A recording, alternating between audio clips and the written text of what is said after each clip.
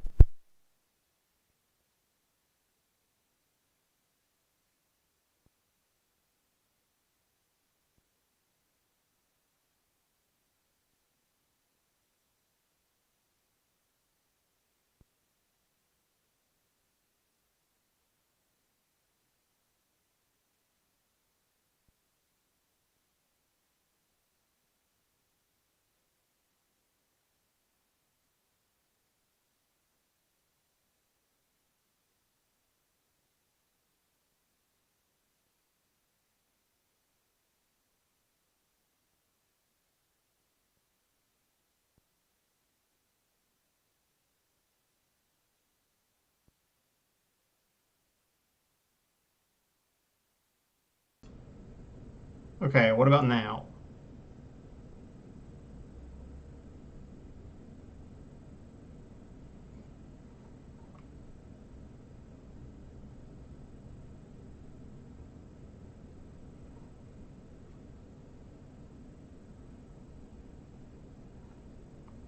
Alright, any better?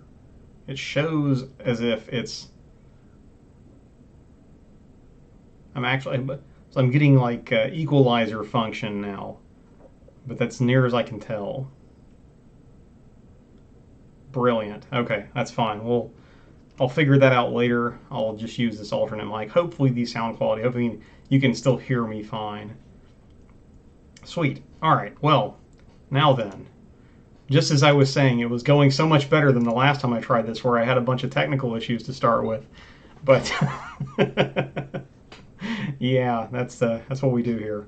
So I have something of an agenda I will run through, and then we'll get on to kind of a more open Q&A following that, because I did have, as the title of the stream implies, mainly what I'm going to focus on is thanks EP3 track time. Glad I've got everything sorted out, and thanks for joining.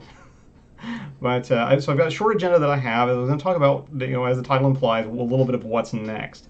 I figured this was a good a time as any to do that, having now gotten through the the Greek epic that has been my NSX service.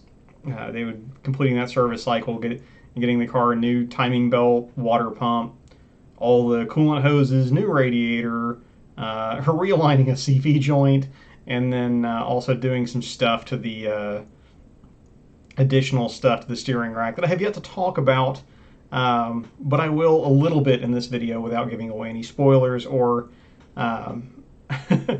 or any sort of untoward information. But so let's see here. Where are we going to start? I think probably we're going to go in reverse order of what I think my audience is probably most interested in, given the views on my videos. So let's see here. To start with, let's talk about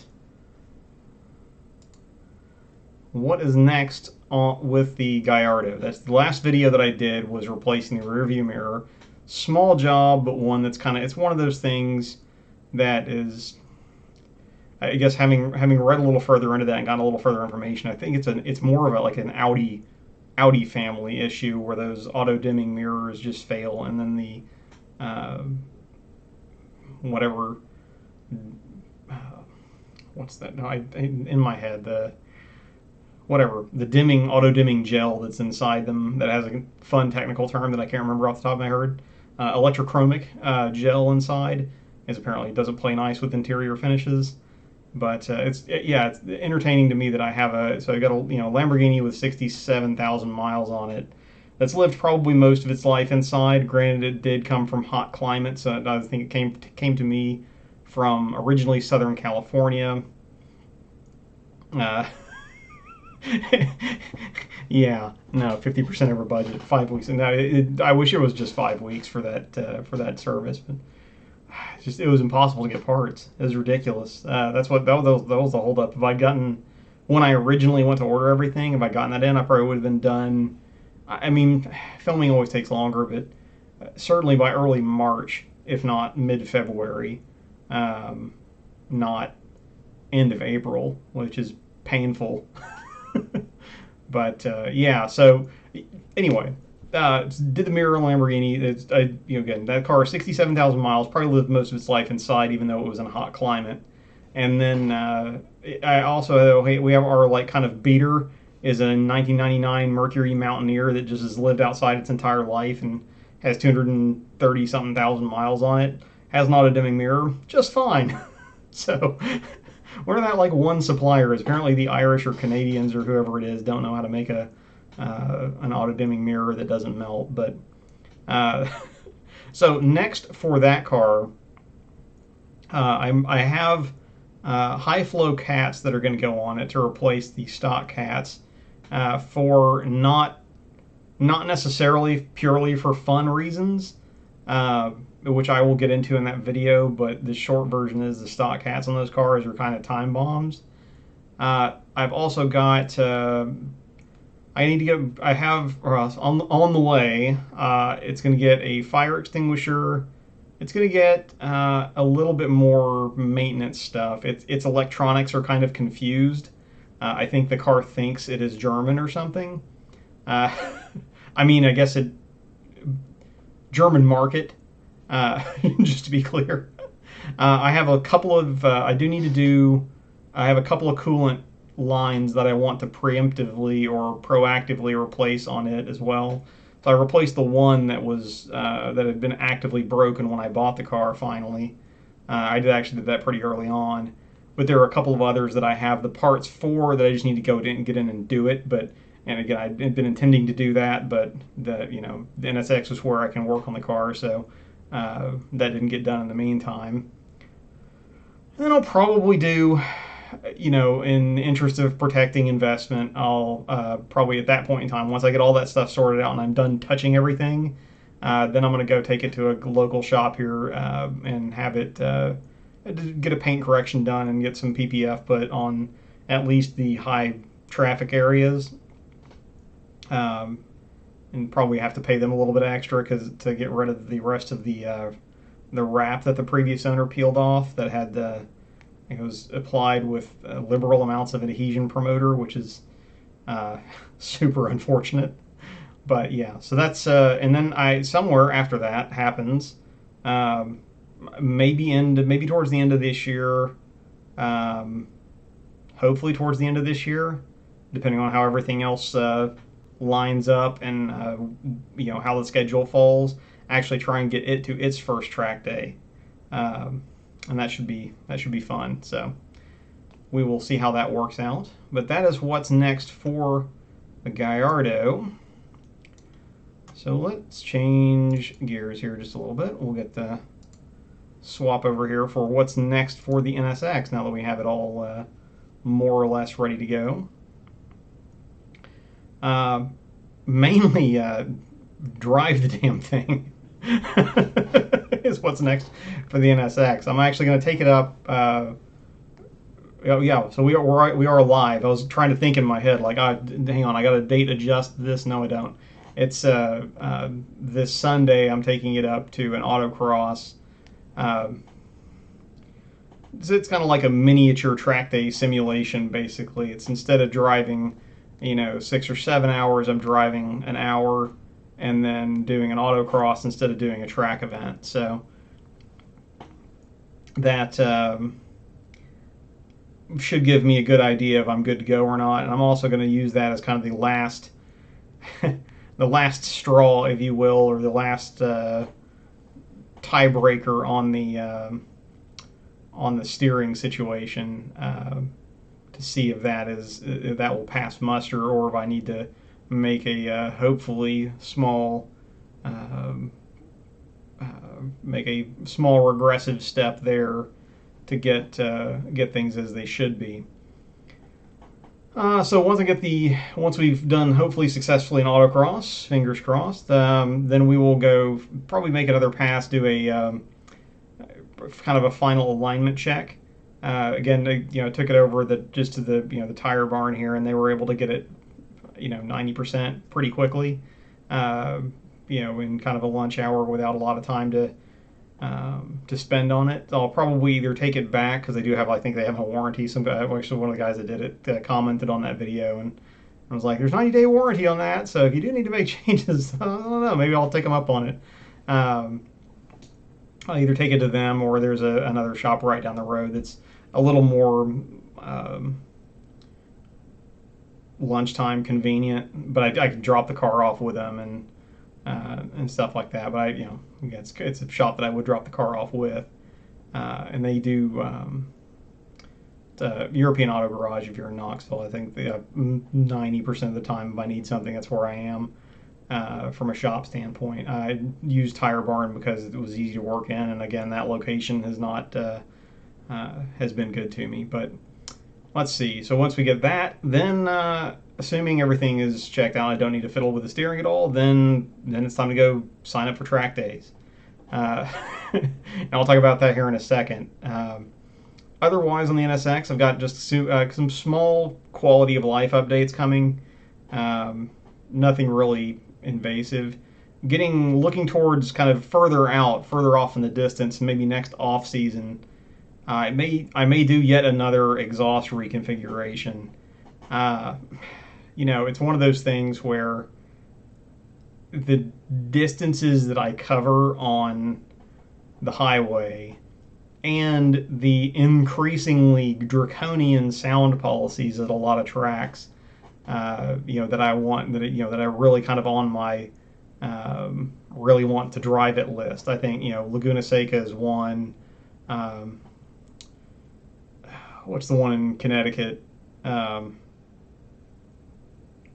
it's painful. It's on the tip of my tongue. Yeah,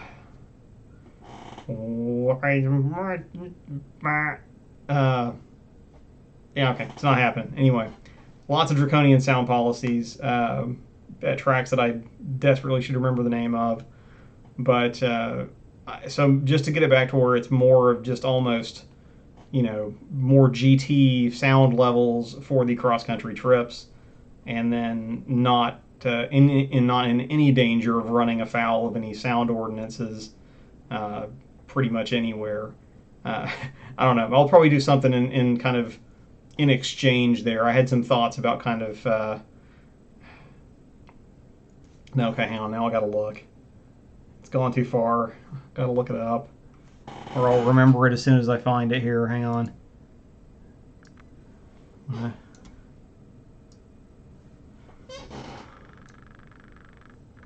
Where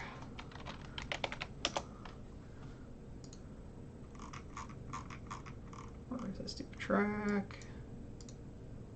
Lime Rock Park. There you go. Like, should 100% have remembered that.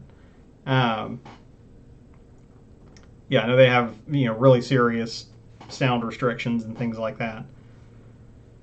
But yeah, getting back to the exhaust for a second. As much as I like the way the car sounds at full chat, it sounds just as pleasant with most of the exhaust on it. So right now I've got the Pride headers, some Science of Speed high flow cats, and an ARC tailpipe. I need to shut it up a little bit more and get rid of some of the drones. So I'm probably either gonna. I think the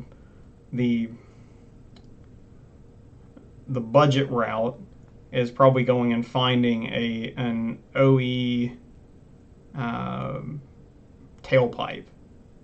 Maybe I'd even go with. I'd probably go and try and find one of the later tailpipes, because they are, I think, a bit lighter, and they don't have the as entertained as I am with the, I don't know, what do you call them, like the War of the Worlds, like Alien Death Ray style oval tips that were original on the on the early NA1 NSXs. I probably prefer just the two, like, round polished tips visually, but then having all of the the mass and packing and longevity, because that's the thing that happens with that's what happened with my last ARC tailpipe, was once the packing gets blown out, it gets super loud again. And I just kind of want to kill the drone for those 7-8 hour road stretches. If we're driving out to Oregon, I don't know if I'll get it done before August. I'm probably not going to try and make that deadline and futz with a bunch of stuff in between something else. But if I see a good deal on a kind of known very quiet tailpipe, that is at least a relatively easy swap. And I don't know, maybe I'm sure I could probably trade somebody for a nearly new ARC DTS, but I haven't seriously started digging into that yet. But if anybody's watching and knows an easy button there, or has a quiet exhaust and they want a louder one, hit me up.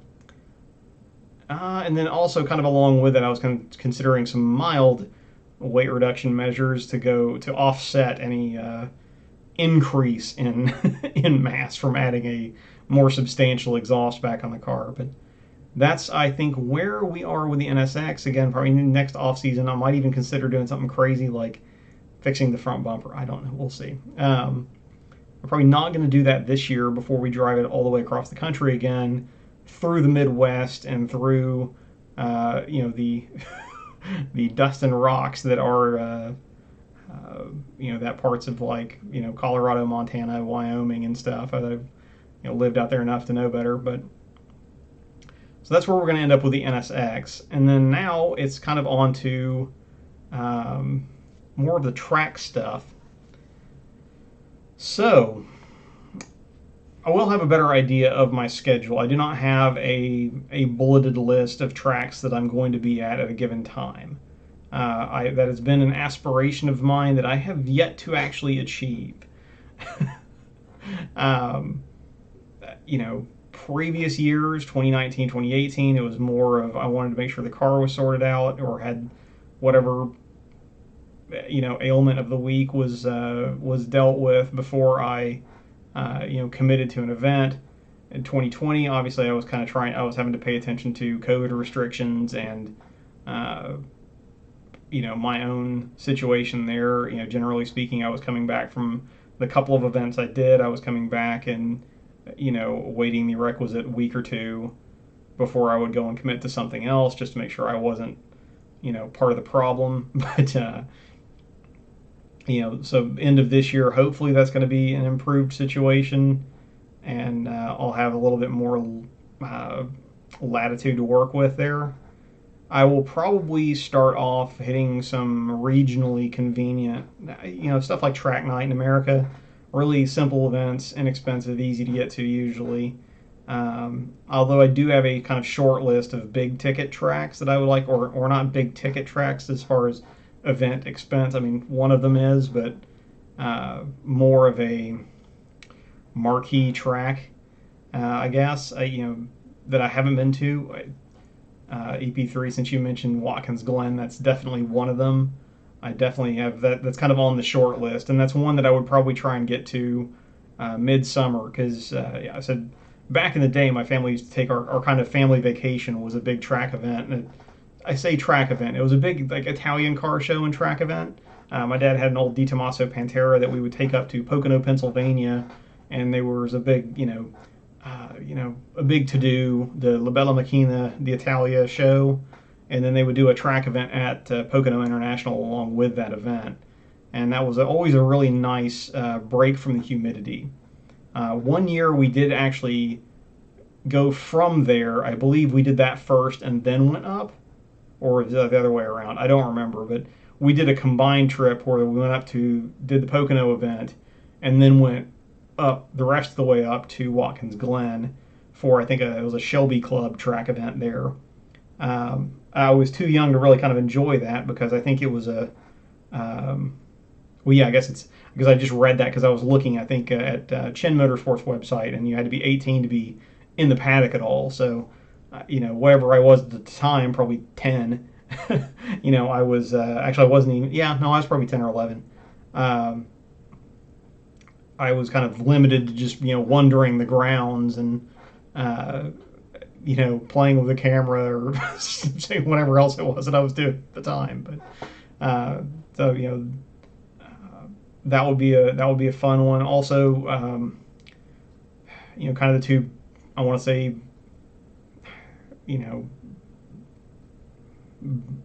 two of the more premium tracks in the Southeast, Dakota and Daytona. So I've been to Daytona a number of times. I've ridden around Daytona in various, not race cars, but various track prepped cars. I've ridden around Daytona several times. I've not driven it myself though, so that would be kind of something I want to go and do, for myself. And there are several folks that have events down there towards the end of the, I think, kind of getting into that cooler season. So I'm trying to like balance that climate wise. Like I go up to upstate New York while it's all 100% humidity and 80 degrees in Tennessee, and see if I can catch a break. And then when it's starting to get a little chilly here in the middle latitudes, maybe take it down to Florida or Texas for an event and kind of look at those schedules. Beyond that, I do have kind of other what I would call kind of regional, why haven't I been there already tracks that I want to try and get to with with one organization or another. Probably Mid Ohio is one of the more popular tracks. That's probably only 5 or 6 hours from my house that I haven't been to. And then Putnam Park in Indiana is another one that's reputedly very nice, but I haven't been to. And then there are a couple down near Miami. There's Palm Beach and Homestead, Miami. I think those are the only two. Those might be the. I'd have to look at my map again, but those are two of very few other tracks that I have yet to drive in Florida. Otherwise, there are a couple of new tracks that I'd like to get to. Probably the top of that list would be the Ozarks. I can't remember what the official name is, but the Ozarks Motorsports Park or Circuit of the Ozarks or whatever they're calling it. But it looks amazing. It's actually like a very long lap length and very, very technical looking. And I believe they are open. I know they have a fully paved surface at this point. I haven't checked back in probably a month to see what progress has been made on that one. And then a little further afield, I've actually been in. I need to touch back in with them, but I have been in touch with a Rocky Mountain Motorsports Park. Am I saying that right? Apologies if I'm not. Anyway, it's up in Canada, and they are also in kind of the midst of construction, targeting a completion date towards the end of the summer. Now, obviously, it's construction and projects and stuff. So, is that going to be open in time for me to realistically get up there in the in driving weather, Canadian driving season? I don't know, but that one's kind of on my list of. I featured them in a video, and they got in touch and said thanks for featuring their track, and had a nice dialogue there. So I think it would be a fun trip to go up and do that. And I know we've got a couple of few folks in the NSX community that live not too far away from that too. So could be fun to catch up with some folks and hang out. Now that that's a thing we can almost do again, maybe, hopefully. But that is what we have. That is what's next. I mean, completed my mission statement here for this stream. But so yeah, I'll go ahead and we can open it up for any questions at this point. I was trying to think. I last time I made myself a short list of questions. But we'll see what you guys come up with in chat on the from that perspective. I don't think, yeah. What else had I thought about talking about?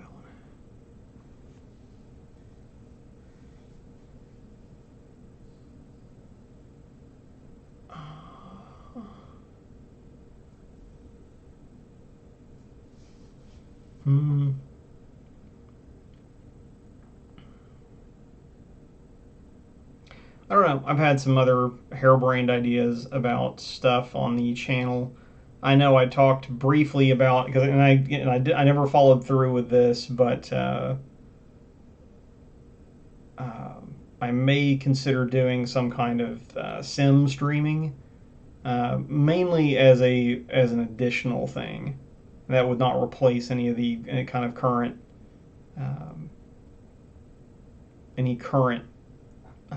content. But speaking of current content, also I had started off the year strong with a track of the week series.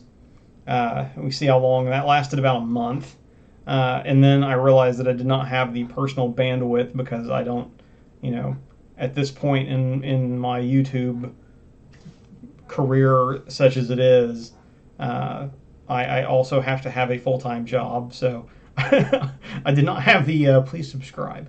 I did not have the personal bandwidth to go and continue doing the research that I was putting into those, because it's a bit of a rabbit hole. I find some interesting track that I want to research, and I find out all this cool stuff about it, and then I go deeper down the rabbit hole and find more cool stuff, and then I'm like, okay, now I'm invested in this and I want to do a good job of it. So then you go from, looking at a track on a Google map, and talking about it a little bit for a few minutes, to having to do plural hours of research, do the networking hustle to find imagery or videos that I can borrow or license with permission, et cetera, or in some cases, one upcoming one that I'm still kind of working on. It's probably going to be one of the it's one of the ones that I'm trying a little harder on, where I've actually hired a guy to go fly a drone around the track in a different country. It worked out well. I got what I needed, and it looks awesome. So look forward to that on a future. I'll still probably call it track of the week, but it's going to be track of whichever week that I have time to put it together, more so than committing to doing a track every week. The goal being that I'll have more me going to actually visit a track to do in the meantime. But so that's kind of where that's gone.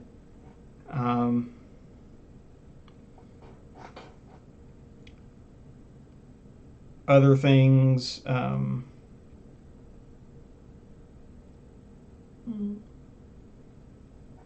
Oh, I've been. I've had. I've at least gotten some. Started opening lines to places to see about what it would actually cost to ship a car to a different continent. Um, that is, I'm not sure how soon or not I'll be able to pull that off. I think the timing on that is going to depend a lot on the global travel restriction situation. Uh, but that one is kind of on the. I at least have that simmering on a burner at this point, as far as doing big things for the future in the channel and actually living up to my you know the last 2/3 of the of the name of the channel, because right now I've although I've personally gone and driven I've done tourist days at the Nürburgring and stuff like that, but aside from that I have not actually driven a track. I'm gonna double check myself here. Outside, yeah, I've not. Other than that, I've not driven a track outside of the U.S., and I certainly have not driven a track outside the U.S. in my own car. Um, and that sounds horrific, but the U.S., I think, as a singular country, has more racetracks, road courses than anywhere else. Uh, in fact, most combinations of other areas fall well short. I think continental Europe is, if you include, now I don't just mean Western Europe, but if you include kind of all of Europe over to, where you get into really the more Baltic countries, um, they're probably similar, like taken as a whole, because pretty much all of the racetracks in continental Europe are road courses, whereas in the U.S. there are, I wouldn't even want to know how many short paved ovals and drag strips and stuff like that there aren't in Europe. I know they have drag strips in Europe. They're just far less prevalent than they are here. And then ditto paved ovals. Most of the paved ovals that you find in Europe are test tracks or long abandoned, um, with very few exceptions. But yeah, so that's kind of where I'm looking at for that. Uh, been so yeah, I don't know where that would go first. I think the obvious choice, if I was gonna pie in the sky that, would be probably continental Europe. That, or there is an outside. If I was doing that from a business sense standpoint, I could definitely get to the most places the easiest in continental Europe. However, there's also something to be said for going someplace that where we have connections already. Um, and I know some people in continental Europe for sure, but I also am at least on fairly friendly terms with a couple of other content creators in the UK, and then I have now kind of also been talking to some folks, not actively, but I'm in touch with and on kind of on a polite basis with some folks in Norway.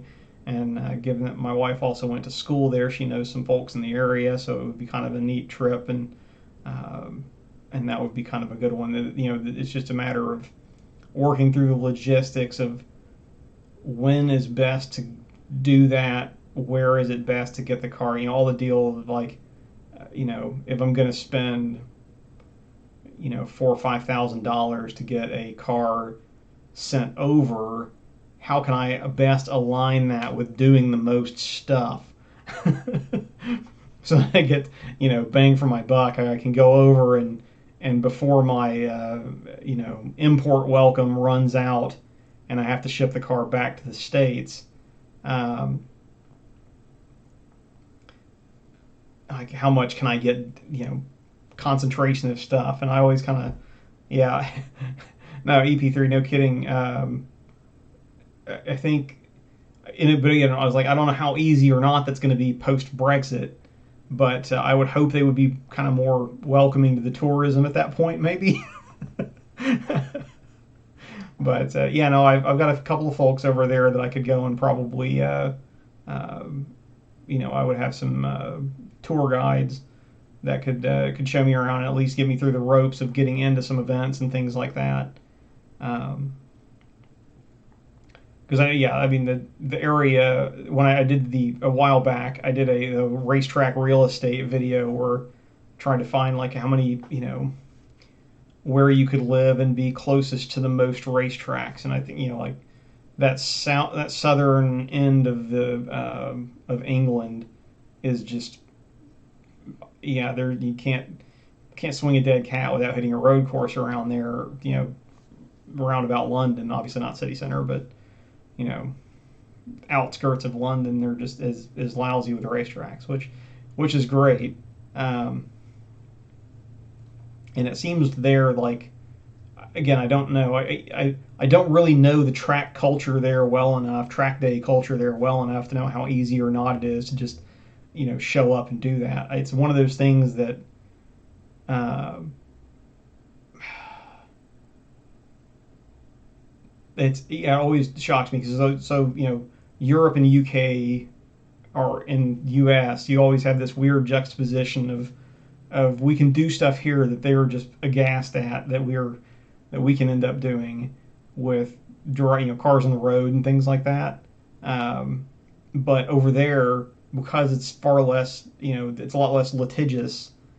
They can get away with doing stuff like, well, the Nürburgring is a great example, right? Although it's fairly unique, but I know I couldn't name another one for certain, but I do know for certain that it's not the only track that does kind of open tourist day, where you just kind of show up and get in line, and if your car was passed a road inspection, then it's good to go on the racetrack and do you know uh, unrestricted laps for however much money per lap they want to charge.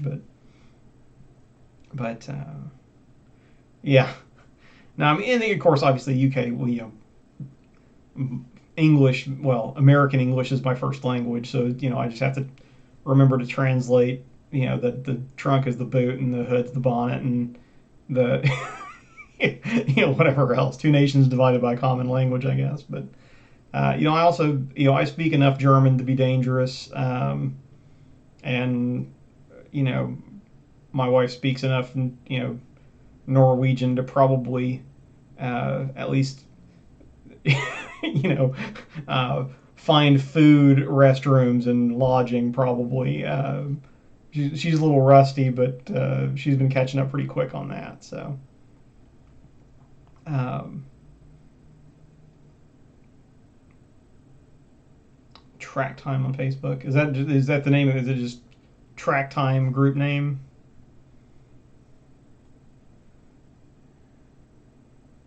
I apologize. There's I think I've got this set up on a delay for whatever reason. But anyway. Yeah, so I'll need to start kind of digging into that and asking questions because I have some people that I probably could ask questions of. At the very least, you're very modest about your Norwegian.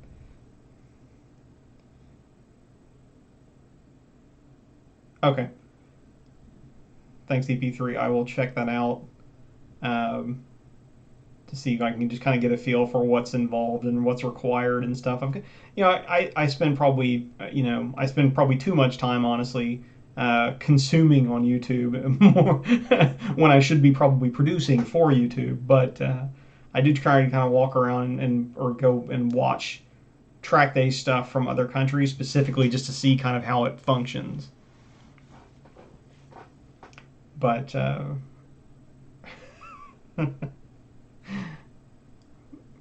but yeah, I'll have to check that out and see what's going on there. But yeah, so that'll be kind of part of it, is just getting around that, getting to that culture, and then also figuring out, because I know I've seen people do that. I kind of started thinking a little harder about that because I watched what's Seen Through Glass um, do his Drive the World series. I think that was 2019 that he did all that. Got just in time, got back, but but no, it was interesting to see that, and he did most of that with his own car, and he had a one company had an agreement with them just to ship the vehicle around various places, and he was all over the place. He went to Japan, Australia, I think South Africa, maybe the U.S., somewhere else. I'll probably lose track of where all he ended up. Obviously, I think he went around continental Europe as well. But that's, of course, him being British is next door, so he can do that anytime he wants almost. Might have been up to Scandinavia as well, but yeah, that was really cool to watch. And I was like, yeah, okay, I don't have that kind of funding or backing at this point, but um, if I could do that a piece at a time a little bit to start with and get to where I can do, let's say we ship the car to, you know, hypothetically maybe ship the car to like Norway, there's a couple of tracks down south, drive the coastal road up the coast, which is gorgeous by all accounts and everything that I've seen, and then end up at like Arctic Circle Raceway, for instance. And that would again have to be a midsummer thing because they don't get as talking to the guy. I actually talked to the one of the principals of Arctic Circle Raceway when I did the track of the week entry on it, and he was saying, yeah, they have an event there in the middle of the summer where it's a 24-hour track day because the track's not lit, but it doesn't need to be because the sun's up the whole time. You got get a little bit of twilight towards midnight, but that's about it. So that doing something like that would be pretty amazing, and we're gonna try to see if we can make it happen in the next again as things work out. So it's not gonna be this summer obviously, but maybe that's one for 2022, 2023. I think I could probably get I would like to also get some start working on some Canadian tracks because I think there are several of those. Mont Tremblant, I think I heard rumors that one they may be repurposing that track at some point, but I'd like that would be one that I would definitely want to get up to before anything happens to it, because that's it's kind of one of the other few tracks in North America that's hosted Formula One over the years. And that, I don't know, that could be kind of an interesting series. And I've got some other things I was planning on doing once the NSX hits 300,000 miles. I have a couple of special things planned there, but I'm gonna keep a lid on that just to not give it away too much. But yeah, so that's where we are for now. I think we're 45 minutes into the stream at this point. I'm probably just going to call it there. I don't have a lot else to discuss. I did not have a lot else in the docket. And hopefully I've answered all the questions. But again, feel free to leave. Once this stops, it'll be posted as a video. I believe it should be posted as a video. Feel free if I've missed a question, just leave a comment on the video. I'm at the point where I still read 99% of the comments. I'd say just giving myself the out for missing the odd comment. But anyway, so we're gonna call it there. Again, thank you everyone for watching this. I'm Richard. This is Lap the World. Enjoy your Friday evening, and I will see you all in the next video, if not at the track.